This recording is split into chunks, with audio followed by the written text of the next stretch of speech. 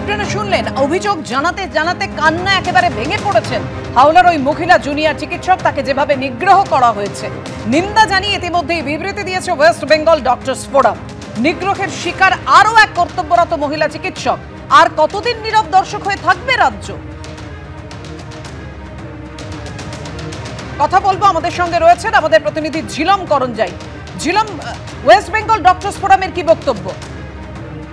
West Bengal doctors forum পুরো ঘটনাটার সমালোচনা করেছেন, নিন্দে করেছেন, তীব্র প্রতিবাদ জানিয়েছেন এবং তাদের পক্ষ থেকে যেটা বলা হচ্ছে যে রাজ্য প্রশাসন, রাজ্য স্বাস্থ্য দপ্তর সহ সকলে যারা যারা এই আরজিকর কাণ্ডের পর থেকে যা প্রতিশ্রুতি দেওয়া হয়েছিল, যা ব্যবস্থা নেওয়ার কথা বলা হয়েছিল, কোনোটাই হয়নি বলে এই ঘটনায় তারা প্রতিপন্ন হয়েছে বলে দাবি করছেন। এবং একই সঙ্গে তারা বলছে যে যাদেরকে গ্রেপ্তার করা হয়েছে এবং যারা যুক্ত আছে তাদের যেন উদ্দেশ্য শাস্তি দেওয়া হয় এবং এক্সেম্পলারি পানিশমেন্ট, তাদের শাস্তি দেখে যেন মনে হয় যে প্রশাসন আছে। এবং একই সঙ্গে পরিকাঠামো উন্নয়ন করার উপরেও তারা জোর দেন। যে যে প্রতিশ্রুতি দেওয়া হয়েছিল চিকিৎসকদের এবং স্বাস্থ্য পরিকাঠামো সুরক্ষিত রাখা, সেই ব্যবস্থাও যেন নেওয়া হয়, তেমনটাই তারা দাবি করেছে। ধন্যবাদ তোমায়।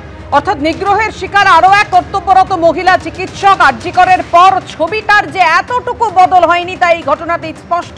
আর কি বললেন চিকিৎসক অনিকেত মাহাতো, দেখুন। আমাদের ওয়েস্ট বেঙ্গল জুনিয়র ডক্টরস ফ্রন্টের সদস্যরা সেখানে আছে এবং সেফটি সিকিউরিটির দাবিতে যা যা আশু প্রয়োজন সেইগুলো নিয়ে অথরিটি কর্তৃপক্ষের সাথে তারা কথা বলছে। পাশাপাশি যেটা বলার প্রয়োজন সেটা হচ্ছে যে আমরা পশ্চিমবাংলা, সারা পশ্চিমবাংলা জুড়েই সেফটি সিকিউরিটি নিয়ে আমরা সুনির্দিষ্ট পরিকল্পনার কথা বলেছিলাম।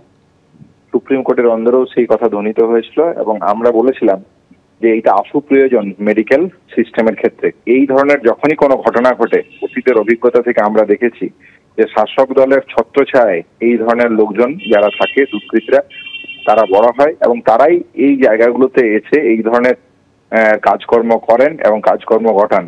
ফলে এই ছত্রছায়া থেকে বেরিয়ে আইন প্রয়োগ করা, আইনের শাসন প্রয়োগ করা প্রয়োজন বলে আমি মনে করি।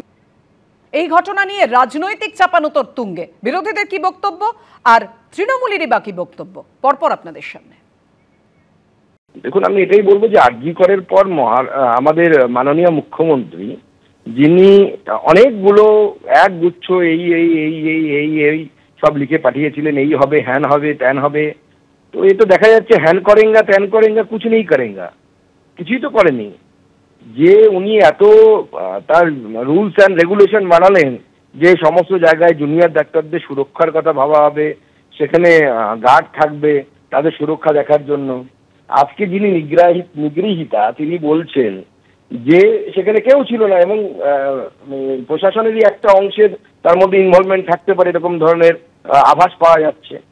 এই রাজ্য তো মোটামুটি মহিলাদের বদ্ধভূমিতে পরিণত হয়েছে। যখন সারা বাংলা জুড়ে মাতৃবন্দনা হচ্ছে, তখন হাসপাতালে আমাদের যারা মায়েরা, যারা প্রকৃত অর্থে সেবাটা দেয়, আজকে তারা নিগৃহীতা, ধর্ষিতা, খুন হয়ে যাচ্ছে। এই এই এই এই ব্যর্থকতা আমাকে বড় হতাশ করছে। অথচ বাংলার মুখ্যমন্ত্রী একজন মহিলা, বাংলার মুখ্যমন্ত্রী মিথ্যা কথা বলতে বলতে এতটাই অভ্যস্ত হয়ে গেছেন যে তিনি শুধু মিথ্যাটাই বিশ্বাস করেন। তাই তার হাসপাতালের সুরক্ষা দেওয়ার ক্ষেত্রে, ডাক্তারদের সুরক্ষা দেওয়ার ক্ষেত্রে, রুগীদের সুরক্ষা দেওয়ার ক্ষেত্রে পশ্চিমবঙ্গের রুগীদের উপরে নির্যাতন হয়, নিগ্রহ হয়, ডাক্তারদের উপরে নির্যাতন, নিগ্রহ হয়। এ কোন বাংলায় বাস করছি? বাংলার মানুষকে সতর্ক করে দিয়ে আবার বলতে চাইছি, একে তাড়ান, বাংলা বাঁচান। বিরোধীদের অভিযোগ খারিজ করে এই ঘটনায় শাসকের বক্তব্য। অরূপ চক্রবর্তী বলছেন যে এই ধরনের যে কোনো ঘটনায় তৃণমূলের জিরো টলারেন্স। দেখুন। অনভিপ্রেত ঘটনা। প্রথম কথা, ওখানে চিকিৎসা নিয়ে অভিযোগ ছিল, সেইটা নিয়ে কথা কাটাকাটি, বচসা, পরবর্তীকালে এই ঘটনার এই দিকে টার্ন আউট হয়। এই ঘটনা কখনোই কাম্য হতে পারে না। রাজ্য এখানে প্রশাসন নির্দিষ্টভাবে অভিযোগ নিয়েছে এবং পূর্ণাঙ্গ তদন্ত হচ্ছে। যে অপরাধী ইতিমধ্যেই তার বিরুদ্ধে যা যা আইনি পদক্ষেপ নেওয়ার সেই বিষয়ে উলুবেড়িয়া এসডিপিও তিনি ব্যবস্থা গ্রহণ করছেন। যে কোনো ব্যক্তি, তিনি সরকারি হাসপাতালে কর্মরত কোনো ব্যক্তির সাথে যদি অসদাচরণ করেন, গায়ে হাত তোলার মতো ব্যবস্থা করেন, তাহলে তার বিরুদ্ধে আইন অনুযায়ী রাজ্য যে নতুন নিয়ম করেছে, এখানে হাসপাতাল বা চিকিৎসা পরিষেবা সংক্রান্ত জায়গায় সমস্ত নিয়ম জারি করে তার বিরুদ্ধে যা যা প্রয়োজনীয় পদক্ষেপ নেওয়া হবে। অর্থাৎ হাওড়ায় মহিলা জুনিয়র ডাক্তারকে নিগ্রহের অভিযোগ ঘিরে একেবারে তুঙ্গে রাজনৈতিক তরজা। বুঝতেই পারছেন যে অভিযোগ উঠেছে তাতে হাসপাতালের, সরকারি হাসপাতালের নিরাপত্তা নিয়ে ফের প্রশ্ন উঠে গেল। আরজি করের ঘটনার পর যখন সুপ্রিম কোর্টে হাসপাতালের নিরাপত্তা নিয়ে বারবার দাবি তুলেছিলেন এবং একগুচ্ছ দাবি জানিয়েছিলেন হাসপাতালের চিকিৎসকরা, নার্স সহ অন্যান্য স্টাফরাও, কিন্তু তারপরও ছবিটার যে এতটুকু বদল হয়নি তা এই ঘটনাতেই স্পষ্ট। এইবার এই হাসপাতালে পুলিশ অফিসার পরিচয় দিয়ে মহিলা চিকিৎসকের ওপর চড়াও হয় ওই হোমগার্ডের বিরুদ্ধে ওই মহিলা চিকিৎসককে শারীরিক নিগ্রহের অভিযোগ উঠেছে। মহিলা চিকিৎসককে ধর্ষণ করা হবে বলে হুমকিও দেওয়া হয়। অর্থাৎ বুঝতেই পারছেন একের পর এক ভয়ঙ্কর অভিযোগ হোমগার্ডের বিরুদ্ধে। অর্থাৎ সিভিক ভলেন্টিয়ারের পর এবার হোমগার্ড। উলুবেড়িয়া থানায় লিখিত অভিযোগ দায়ের করেছেন ওই মহিলা চিকিৎসক। এমনকি তিনি আরো অভিযোগ করেন যে নিগ্রহের সময় ওয়ার্ডের আশেপাশে কোনো নিরাপত্তারক্ষী ছিলেন না।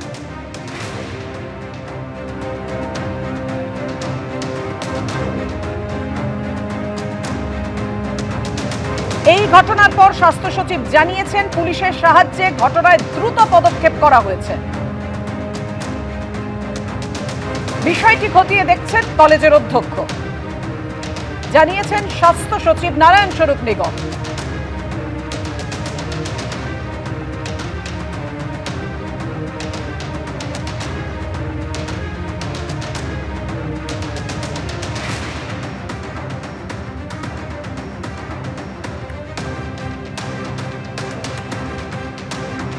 দীপাবলির রাতে খাস কলকাতায় তরুণীর শ্লীলতাহানির অভিযোগ। গড়ফায় বাজি পোড়ানোর অছিলায় শ্লীলতাহানির অভিযোগ উঠেছে। গ্রেফতার তরুণীর এক পরিচিতের স্বামী, ধৃতের নাম রিতেশ সিং ওরফে সুরজ। খাস কলকাতায় তরুণীকে শ্লীলতাহানির অভিযোগ। কলকাতার গড়ফায় বাজি পোড়ানোর অছিলায় শ্লীলতাহানি করা হয়েছে, এমনটাই অভিযোগ উঠেছে। কি বক্তব্য তা দেখুন। ড্রাঙ্ক ছিল, তো আমি বাড়ি গিয়ে তাকে সাথে সাথে কনফ্রন্ট করি কল করে যে তুমি যেটা করেছো তুমি কনফেস করো, তুমি অ্যাটলিস্ট স্বীকার করো যে তুমি এটা করেছো। তো উনি পুরোপুরি অ্যাডামেন্ট যে না আমি এরকম করিনি, আমি মদ্যপান তো আমি করিনি, আমি অ্যালকোহল ছুঁই না, আমি আজও ছুঁইনি। কিন্তু দেখুন এখন 24 ঘন্টা হয়ে গেছে, এখন যদি পুলিশ অ্যাকচুয়ালি ঠিক করে ইনভেস্টিগেট করে তাহলে ওরা পেয়ে যাবে টেস্ট রেজাল্টসে। 24 আওয়ার্স তো হয়নি না, they will get the results of alcohol. রাতেই গড়ফা থানায় অভিযোগ দায়ের করেছেন অভিযোগকারিনী। আজকে ভোরে গ্রেফতার করা হয় ওই ব্যক্তিকে।